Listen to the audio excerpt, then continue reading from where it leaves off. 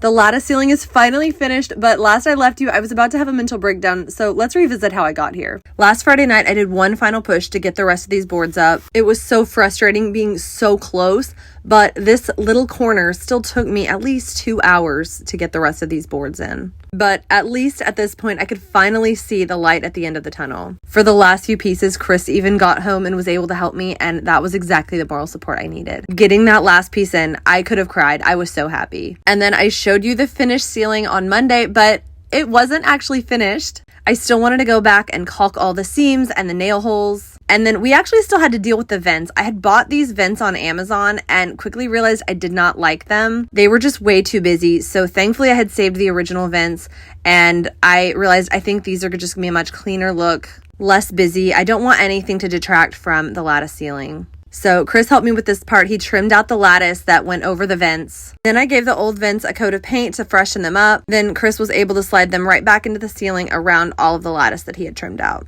It took about 2-3 hour sessions to caulk this entire ceiling, but getting rid of all the nail holes and seams was absolutely worth it. And here is the fully finished ceiling. I think I'm going to love it, but honestly, this project is still just way too fresh. It was so traumatizing to work on this, and I'm just gonna need some time to recover.